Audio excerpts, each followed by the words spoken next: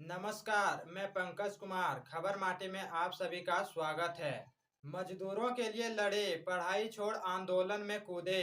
टाटा के गेट पर चंपई सोरेन धरने पर बैठ गए थे।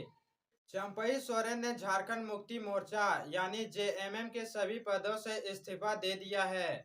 वे 30 अगस्त को बीजेपी ज्वाइन करेंगे। चंपई झारखंड में आदिवासियों के बड़े नेता हैं। पैरों में चप्पल, ढीली शर्ट पैंट और सिर के बालों पर फैली सफेदी चंपई सोरेन की पहचान है। किसी समस्या को लेकर कोई सोशल मीडिया पर उन्हें टैग करे तो तत्काल समाधान में जुट जाते हैं। जेएमएम में चंपई के कद का अंदाजा इस बात से लगाया जा सकता है कि सीएम हेमंत सोरेन भी चंपई सोरेन का पैर छूकर आशीर्वाद लेते हैं। हेमंत सोरेन जब जेल गए तो उन्होंने चंपई पर ही भरोसा जताया था। उन्हें 2 जनवरी 2024 को झारखंड का सीएम बनाया था, लेकिन समय तेजी से बदला और हेमंत जेल से बाहर आ गए।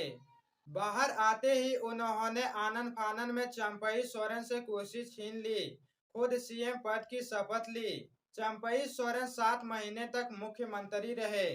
सीएम पद से हटाए जाने के बाद से ही चर्चा होने लगी थी कि चुनाव से पहले जेएमएम ने यह फैसला क्यों लिया है।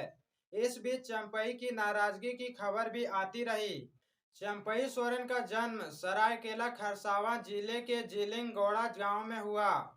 पिता की तरह बचपन से ही उनके मन में आदिवासियों के अधिकार के लिए आंदोलन में शामिल होने की इच्छा थी। 10वीं के बाद उन्होंने पढ़ाई छोड़ दी और झारखंड आंदोलन में कूद गए। चंपई सोरेन, जिन्हें उनके समर्थक कोल्हान टाइगर के रूप में जानते हैं, 1970 के दशक में जब अलग राज्य के लिए आंदोलन ने जोर पकड़ा तो 1973 में जेएमएम का गठन हुआ। चंपई उसमें शामिल हो गए। उन्होंने झारखंड राज्य के अलग होने के मुद्दे पर लोगों को संगठित करना शुरू किया। शिबू सोरेन के साथ मिलकर अलग झारखंड राज्य की मांग को लेकर उन्होंने आंदोलन में अहम भूमिका निभाई थी। उनके करीबी लोगों ने बताया कि 1990 के दशक में उन्होंने जमशेदपुर में टाटा स्टील के गेट पर असंगठित मजदूरों के बड़े आंदोलन का नेतृत्व भी किया था। चंपई सोरेन पहली बार साल 1991 में सरायकेला से उपचुनाव में बतौर निर्दलीय प्रत्याशी जीते।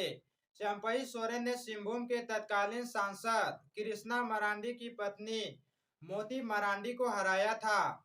1995 के विधानसभा चुनाव में झामुमो के टिकट पर चुनाव लड़ा और जीते।